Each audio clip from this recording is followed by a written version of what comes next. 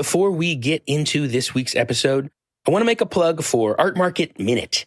This is ArtNet News' new micro podcast hosted by Margaret Kerrigan, who's the site's news editor Europe. It offers a weekly snapshot of essential art market news expertly compiled by the ArtNet Pro editorial team.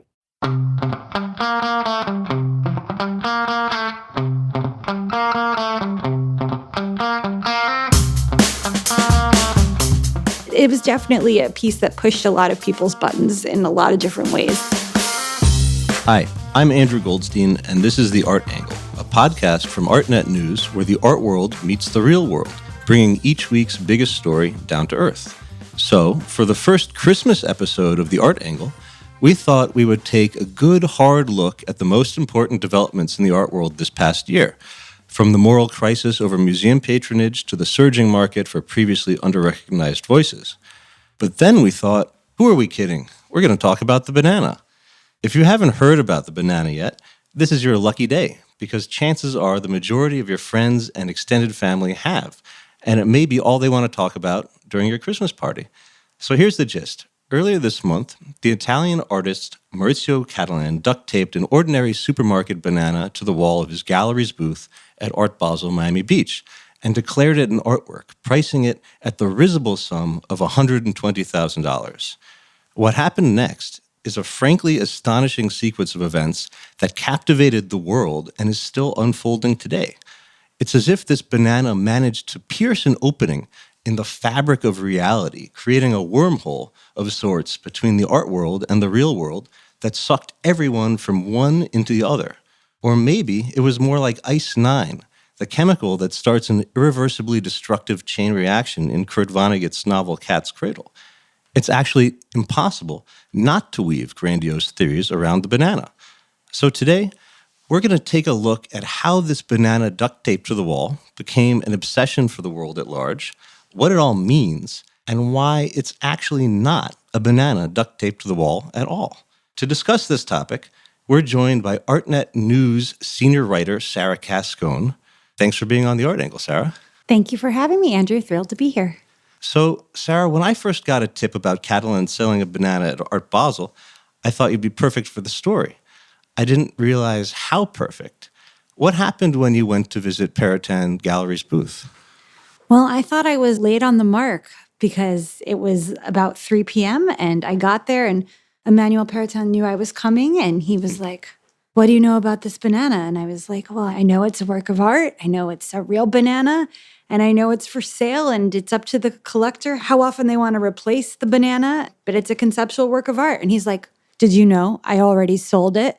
I was honestly shocked. So we were the first ones to report that the banana had sold, not once, but twice. While I was there, a second banana sold. Now, if I'm correct, you were surprised, but you were also somehow a little bit upset.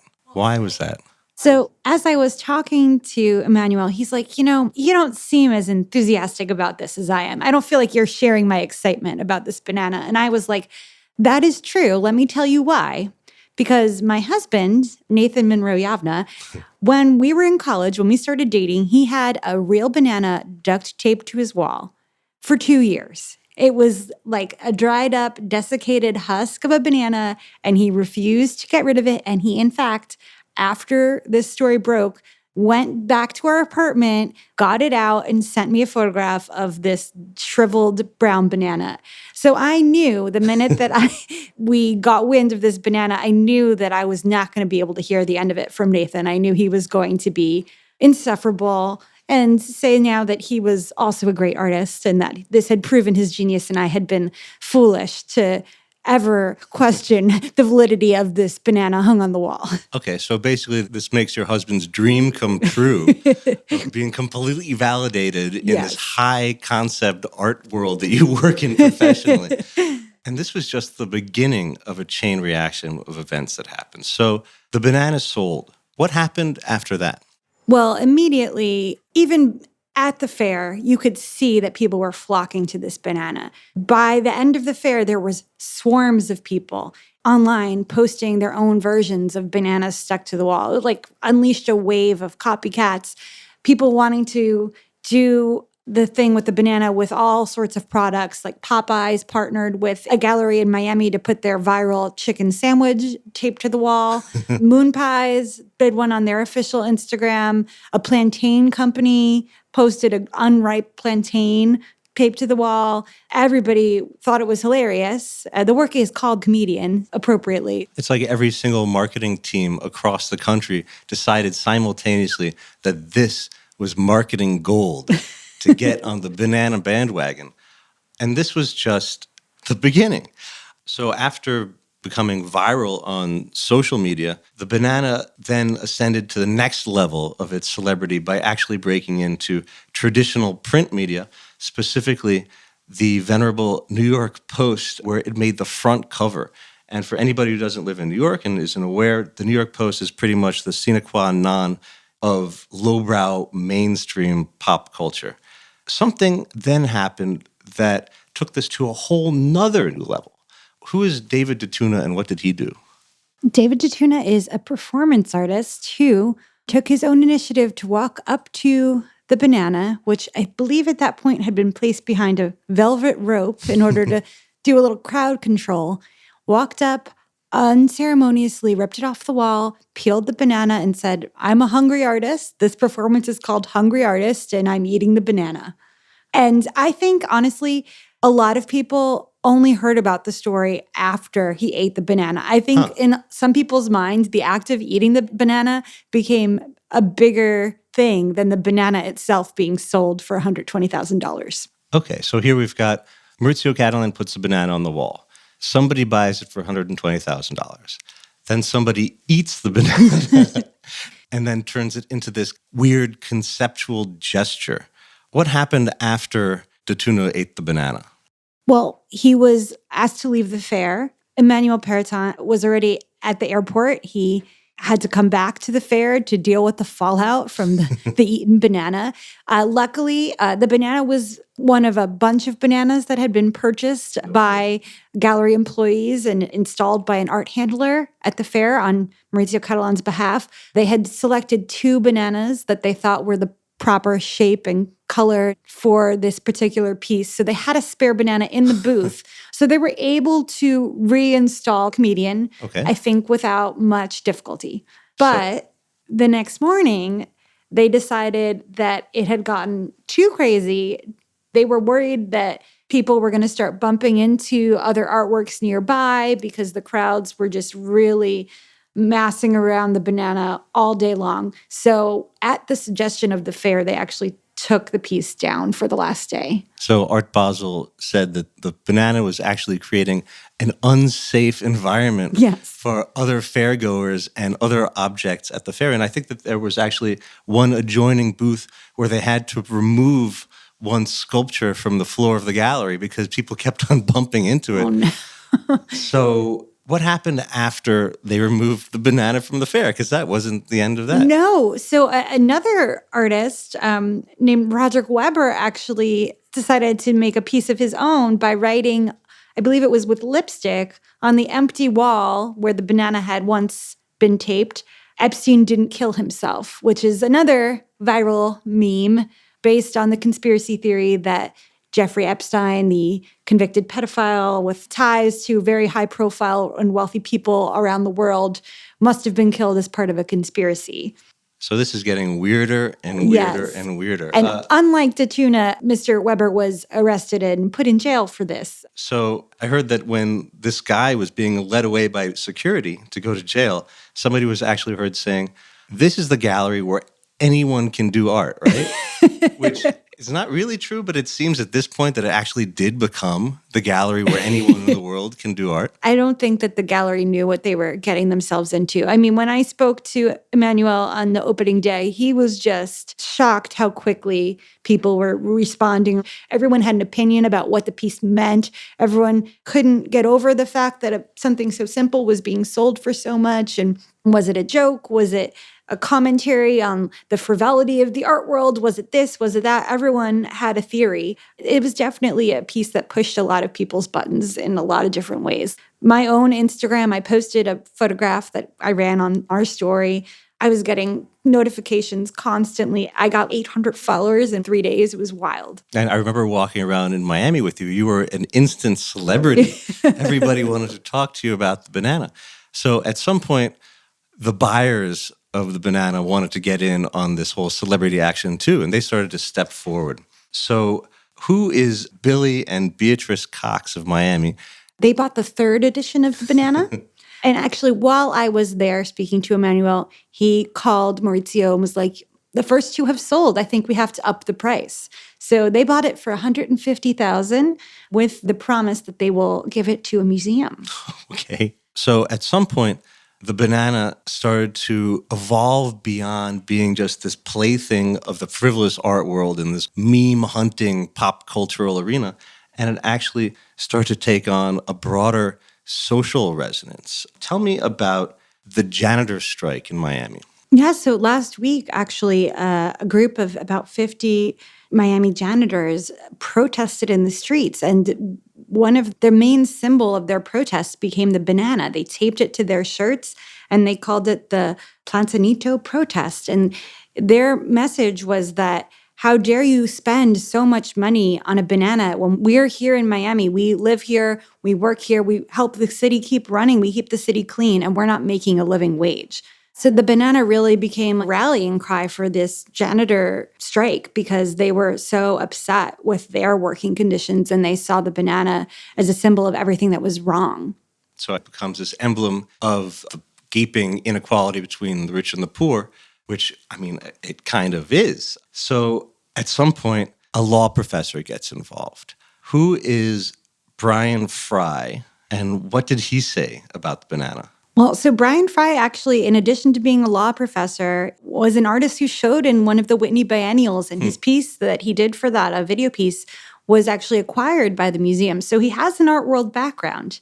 And he wrote, while drunk, a whole treatise on why the banana can't be sold for that much money, that it's illegal to do so. And that's because he said that it's not really an artwork, but a financial instrument that should be governed by the Securities and Exchange Commission, and that the gallery didn't have the proper permitting to be trading in these kinds of commodities, which is just hilarious. So to sum things up, the banana was put on the wall, somebody bought it, somebody ate it, all the brands in the world started to get involved. The buyers came in to take credit. There was a janitorial strike. And then a third artist, who's a law professor, came in to try to put his stamp on it. Oh, and he is selling his argument.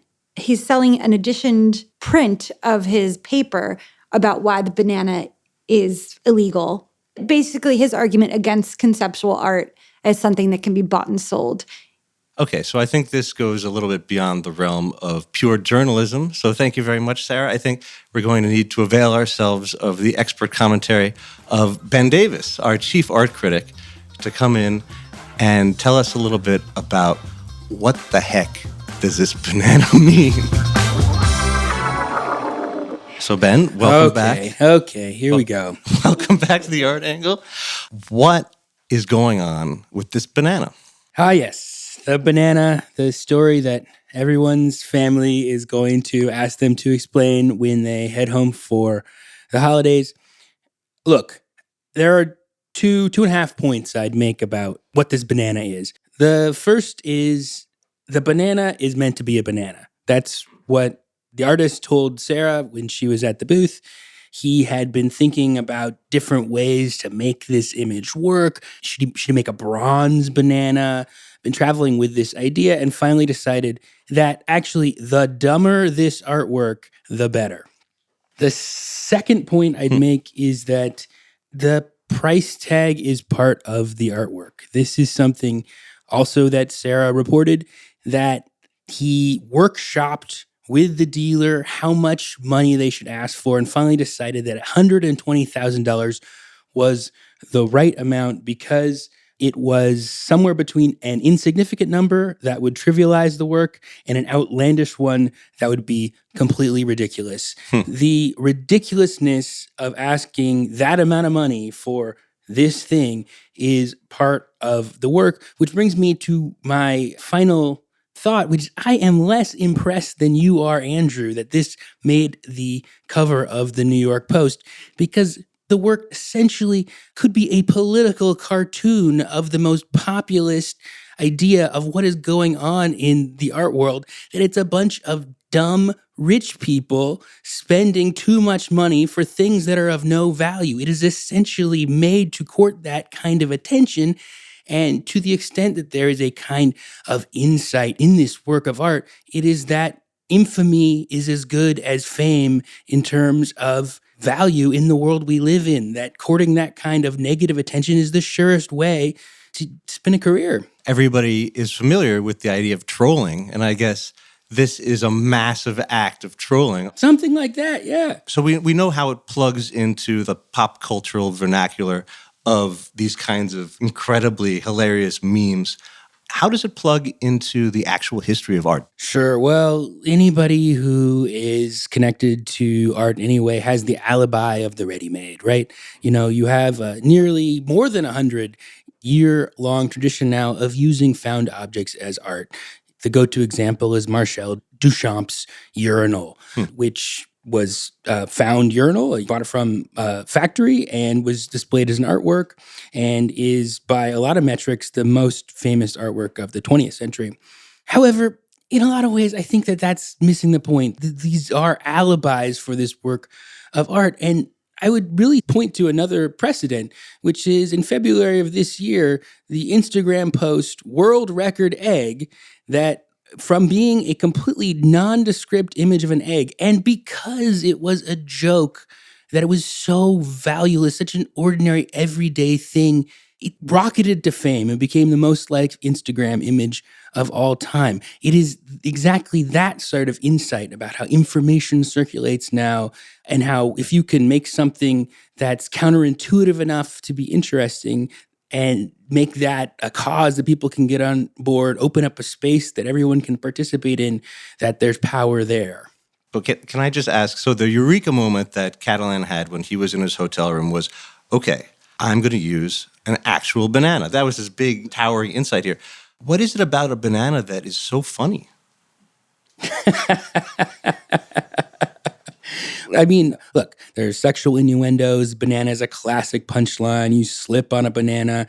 But again, the banana is just an incredibly ordinary object. It's every day. You see them all the time. The space is open. But this is a joke about that space. The streetwise nature of it is that it knows that and it asks you to be part of this joke. But that is what it is. You are fooling yourself if you think it is more than that. Okay, so let's go back to David DeTuna, who's the guy who ate the banana. How does his performance fit into the history of art? Well, there are plenty of precedents of artists destroying each other's artwork and calling that art. The go-to reference here would be something like Robert Rauschenberg's Erased de Kooning drawing, where he took a drawing by the very famous painter Willem de Kooning and erased it. And that sort of gesture of annihilation, of destroying your forebears, became a work of art in itself. But I think the references that Sarah was bringing up are much more apt in a way. You know, the Popeye's chicken immediately seeing that this is marketing gold and taping a chicken sandwich to the wall of a gallery that they rented out. That's more the space that this David DeTuna character is playing in, right? He sees an opportunity to participate in the joke. It opens up a space where people can participate. In this case, by taking advantage of the opportunity that this artwork provides him to eat it, he becomes the center of the media vortex and part of the narrative. Okay, so let's go back to all the people who became copycat Maurizio Catalans, who started taping their own bananas to the wall. Let's go back to Sarah's husband, who was arguably the Duchamp of this situation. What is it that makes Catalan's banana an artwork and these people's bananas not an artwork? Well, look, despite my exasperation with this story, and despite my impulse that this is the greatest possible opportunity to make the argument to tax the rich, it is my job as an art critic to explain to you, our listeners, how to talk about this work of art. And I do think that there is a lot of mystification that goes on around what art is, how it works. To a certain extent, this artwork plays that up in the sense that it's making a joke out of the very permissive way images circulate in the art world. This idea that anything can be art, and isn't that funny? So, to answer your question directly, if Sarah's husband tapes up a work of Banana, is that art? Yes. Anything is art that gives you joy and a certain sort of pleasure, and pleasures come in all types. There's the pleasure of beauty, there's the pleasure of doing something clever, quirky, interesting, or fun. You'd simply put it in those categories. Now, is it a work of art in the same modality as the Catalan work? And the answer to that is no, not really, because the reaction to Catalan's work of art is part of what makes it a work of art. Right. It's like his fact that he identifies this space, that it's going to be in this very highly trafficked media environment where it has potential to have these spillover effects, to go viral in this sort of way. The kind of fame that accrues to it is part of the work of art itself. And here's a very intuitive and simple way to explain it. There is a dress that was sold for $4.8 million 2 years ago, which is a heck of a lot of money to pay for a dress, but it was Marilyn Monroe's dress. It's an ordinary piece of clothing that is transformed by the association with Marilyn Monroe into a very valuable object. Same with this banana, that it is a perfectly ordinary banana. The thing that makes it circulate in the way it does is this sort of self-replicating fame around it. The fact that it is the banana, that it is the ordinary, arbitrary, silly object that attention has latched onto, that becomes the key element of it. So if I understand what you're saying correctly, you're saying that it is precisely like the Mona Lisa, which was stolen in Europe, I believe, during World War II, setting off all these gigantic headlines worldwide, and then it was recovered. It went on a glamorous tour around America, getting all of this press, and then it became famous for being famous, and it became famous for the lines, for the mystery of the smile, for the who is the Mona Lisa, who isn't the Mona Lisa. It kind of gets this whole accrued storytelling world built around it so that everybody has some point of entry into it. Are you saying, in other words, that the banana is essentially precisely like Leonardo da Vinci's Mona Lisa? It is and it isn't. You're not going to trap me into saying it is. But there's a very direct connection in the sense that Marcel Duchamp, the famous artist who put the urinal on a pedestal, sort of invented this genre of found object art, also very famously did a work about the Mona Lisa where he drew a mustache on an image of the Mona Lisa.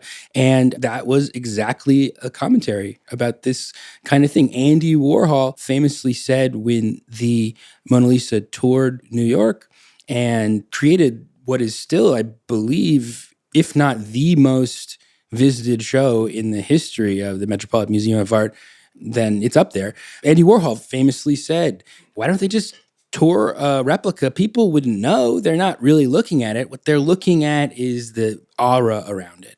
Now, I don't think that's all that art is, but the deeper we go, the closer we get to the present, the more accessible media is, and the more we're immersed in the constant reaction and counter-reaction to things, the more that's what people are really seeing and experiencing.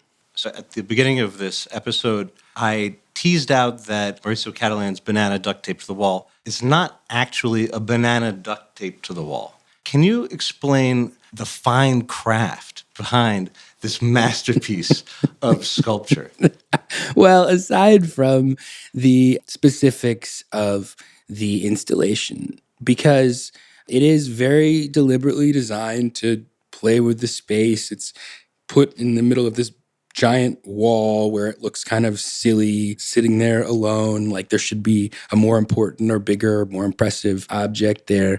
It is actually a wonderful testament to exactly what I was talking about, that things circulate without people really looking at them in a certain way, that this duct tape banana is actually not a duct tape banana, that it appears that way, but what's actually happened is they've taken a banana, wrapped it with a loop of duct tape, and then affixed it to another piece of duct tape that is put perpendicularly across the wall, and then glued it with super glue so that that produces a more perfect platonic form of the duct tape banana than an actual duct tape banana would be. And it's amazing that all the knock-on memes riffing on this concept, it happens in independence of what's actually going on in the physical thing itself in the booth. So we didn't actually get into the greatest artworks of the year, but I think we did